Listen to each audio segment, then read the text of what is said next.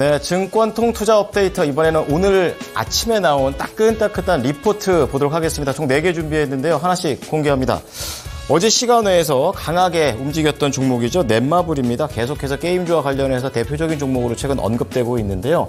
대신증권에서 추가로 나왔습니다. 또 1분기 실적 매출 하락에도 불구하고 어닝 서프라이즈에 대한 리뷰 나왔고요. 그리고 두 번째로는 나 혼자만 레벨업과 관련해서 좀 더 구체적인 분석들이 나왔습니다. 목표 주가는 63,000원 상향 조정을 했습니다.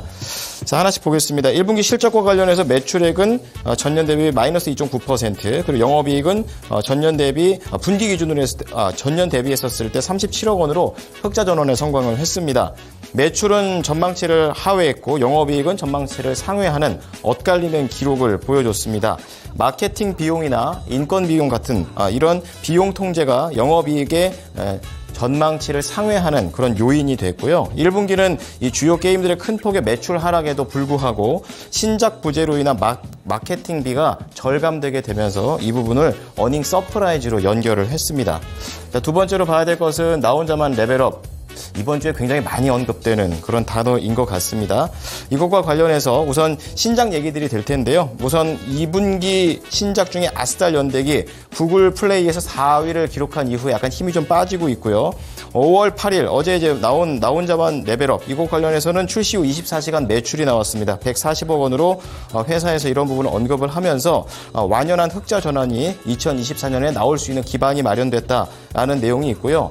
올해에는 5개 신작이 예정되어 있습니다. 하지만 그 신작에 대한 기대감은 크게 가져가지 말고 나 혼자만 레벨업 쪽에 좀 더 포인트를 맞춰보자는 내용이 되겠는데요.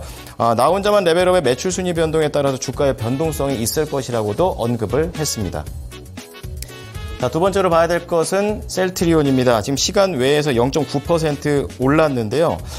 상상인증권에서 나왔습니다. 1분기 실적에 대한 부분, 그리고 신작, 그러니까 신작은 아니고 신약이겠죠. 이 진펜트라와 관련된 매출에 대한 기대감을 얘기해주고 있습니다. 우선 1분기 실적과 관련해서 연결 매출액이 전년 대비 23%, 그리고 영업이익은 전년 대비 마이너스 91%로 발표가 됐습니다. 매출이 왜 늘었나 원인을 찾아보면 합병 이후에 재고가 정상화됐다라는 점을 예고를 하고 있고, 또 수익성과 관련해서는 재고자산 평가 그리고 영업권 상각 영향을 받게 되면서 악재가 나왔는데요. 이제 이 부분은 올해 하반기부터는 개선될 거다라고 얘기를 하고 있습니다. 그리고 하반기 진펜트라와 관련된 본격적인 매출을 얘기를 하고 있는데 상당히 기대감이 큰 쪽으로 썼습니다. 미국 매출 쪽으로 나오게 될 텐데 기대감이 크고, 현재 이것과 관련된 마케팅은 현지 자회사를 통해서 직접 진행 중인 상황입니다. 그리고 미국의 3대 처방약 급여 관리업체 중 한 업체와 등재 계약을 발표했고, 2분기 내에 추가로 또 한 기업과 등재 계약을 맺을 것으로 예정되어 있기 때문에 이러한 부분도 이 셀트리온과 관련된 긍정적인 재료로서 작용을 하고요. 목표가 상향했습니다. 25만 원입니다. 자, 다음은 카지노로 넘어가 보겠습니다. 파라다이스가 되겠는데요. 키움증권이고요. 또 1분기 실적 잘 나왔고, 또 향후 중국과 인스파이어의 경쟁 대응에 순항할 것이다, 이렇게 얘기를 하면서 목표 주가 상향했습니다. 자, 하나씩 보시면 1분기 실적과 관련해서 매출액이 전년 대비 38%, 영업이익 잘 나왔습니다. 154%, 다 전망치를 상회하는 쪽으로 나와줬고요. 일본의 VIP와 이런 시장 성장세, 마케팅비를 효율화시켰다는 것이 동반되면서 1분기 기준으로는 최대 실적을 달성을 했습니다. 그리고 연결합산 카지노와 관련해서도 VIP 방문객이 전년 대비 40% 늘어났고요. 드라백 역시 36% 늘어난 상황입니다. 일본과 기타 국가의 이 VIP의 선전으로 계속해서 성장세를 지속한다라는 평가를 보여줬습니다. 자, 그리고 두 번째는 이제 앞으로에 대한 먹거리 쪽으로 보시면 되겠습니다. 1월부터 4월까지 월 평균 중국 VIP 방문객이 2,600명, 그리고 드랍액이 1,500억 원을 나타내게 되면서 방문객 쪽에서는 크게 늘어난 부분이 없지만 드랍액이 개선됐다라는 쪽으로 평가를 했고요. 2월 춘절 효과로 긍정적이었고, 4월에는 카지노 매출액이 2023년 이후로 두 번째로 잘 나왔다라는 그런 내용입니다. 그리고 이 4월에는 인스파이어 리조트와의 경쟁에서 이 기존 사업자와의 선점 효과를 증명을 해냈고요. 그리고 이런 것을 기반으로 했었을 때 2분기 이후에 이런 경쟁 심화 강도를 기존보다 좀 낮게 떨어뜨리고 매출과 마케팅비 효율성 제고가 될 것이다 라고 예상을 하게 되면서 앞으로에 대한 내용도 긍정적으로 그려냈습니다. 자, 마지막으로 LG전자 보겠습니다. KB증권이고요. 시간외에서 0.2% 살짝 밀려있는 상황이고요. 이런 말이 있죠. 셀인메이가 있는데 바이인메이, 거꾸로 좀 LG전자는 사야 된다라는 그런 내용을 보여주고 있습니다. 자, 우선 2분기와 관련된 실적과 관련된 부분이 나왔는데요. 사상 최대 실적이 예상되고 있습니다. 영업이익이 전년 대비 50% 증가한 1조 1천억 원.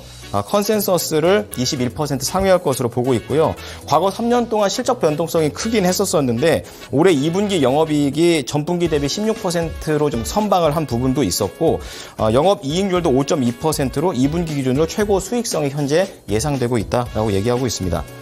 두 번째는 LG전자 하면 또 자동차와 관련된 부분, 전장과 관련된 부분과 걱정되고 있는 주가의 부분을 서로 비교하면서 어떤 것을 좀 더 무게감을 둬야 될까 이렇게 좀 보고 있는데 결국엔 전장은 보자는 얘기입니다. 자세히 보면은 올해하고 내년에 LG전자의 전장 부품 vs 영업이익은 차량 전동화, 소프트웨어 중심의 자동차 이걸 이제 SDV라고 하게 되는데 이 전환 영향으로 인해서 판매 단가가 높은 통합형 모듈 공급 확대로 인해서 전년 대비 174% 그리고 84% 증가한 3,652억 원 그리고 6,788억 원으로 현재 추정되고 있는 그런 상황입니다.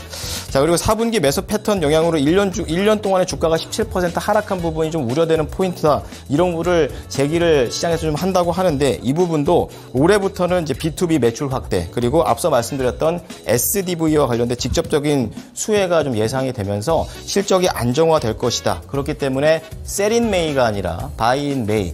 그래서 목표 주가를 15만 원으로 상향 조정을 했습니다. 자, 이어서 오늘장 봐야 될 이슈들 체크를 해보겠습니다. 일정들 어떤 것들이 있는지 보죠. 이윤지 캐스터 전해주시죠. 네, 이어서 증시 일정 체크해보도록 하겠습니다. 먼저 국내 증시부터 살펴보도록 할 텐데요. 어제도 실적에 따라서 주가가 각계 전투의 양상을 보였습니다. 그런 만큼 오늘도 호실적을 기록하는 종목들이 어떤 종목이 있는지 체크해보시면 좋을 것 같은데요. 실적 발표 기업들 다수 좀 예정되어 있습니다. 한번 살펴보도록 하겠습니다. KT부터 CJ, CGV 그리고 CJ 대한통운, 한국콜마와 시즌, 컴투스 홀딩스 외에도 정말 다수의 종목들이 실적을 발표하니까요. 실적 발표 꼼꼼하게 체크해 보시기 바랍니다.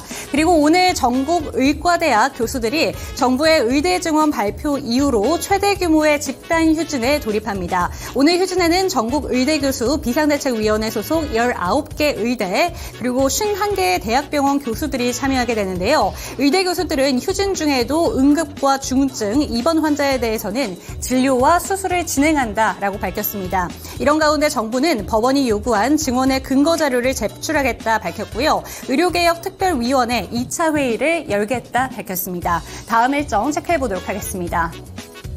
네, 오늘은 엔터주의 주가 흐름 꼼꼼하게 체크해 보시면 좋을 것 같습니다. 오늘 어도어의 이사회가 개최가 되는데요. 모회사 하이브와의 경영권 분쟁을 이어가고 있는 어도어가 오늘 이사회에서 임시주총 소집 안건을 논의합니다. 다만 임시주총 소집 안건이 통과가 되어도 어도어 경영진의 해임 여부는 민 대표 측이 지난 7일에 낸 의결권 행사 금지 가처분 신청 결과에 따라 정해진다는 점 체크하시고요. 만약에 가처분 신청이 기각되게 된다면 어도어 지분의 80% 지분을 갖고 있는 하이브가 경영진을 예정대로 교체를 할 수 있지만 반대로 신청이 인용되게 된다면 하이브의 계획은 틀어질 예정입니다. 그리고 가처분 신청 신문은 오는 17일에 서울중앙지법원에서 열린다는 점 참고하시기 바랍니다. 그리고 BTS RM이 솔로 앨범 2집 발매 전에 음원을 공개한다는 점 체크하시고요. JYP 엔터테인먼트의 일정도 체크해보도록 하겠습니다. 네, 스트레이키즈가 5월 10일 오늘 신곡을 발표하는데요. 글로벌 아티스트죠. 찰리 푸스와의 컬래버레이션이 예정되어 있다라고 합니다. 그런 만큼 기대감이 쏠리고 있다는 점 체크하시기 바랍니다. 이번에는 중국 일정 체크해보도록 하겠습니다. 네, 장중에 1분기의 중국 경상수지 예비치 체크해 보시기 바라겠습니다. 넘어가서 영국 일정도 체크해 보도록 하겠습니다. 어제 영국은 금리를 동결을 했습니다. 그럼에도 불구하고 이제는 인플레이션에 조금씩 잡히고 있다라는 얘기가 나오면서 6월에는 금리 인하 가능성이 조금씩 높아지고 있다라는 얘기가 나왔는데요. 오늘은 1분기 GDP가 발표됩니다. 경제 상황 조금 더 자세하게 체크해 보실 수 있을 것 같습니다. 끝으로 미국 일정까지 체크해 보도록 하겠습니다. 우리 시간으로 오후 11시에 5월 미시건대 인플레이션 기대치와 함께 소비자 심리지수가 발표가 되는데요. 인플레이션 기대치 같은 경우에는 2개월 연속 예상치를 상회하는 결과치를 보여줬습니다. 그런 만큼 오늘도 어떤 인플레이션 기대치가 발표가 되는지 체크해 보시면 좋을 것 같습니다. 지금까지 증시 일정 살펴봤습니다.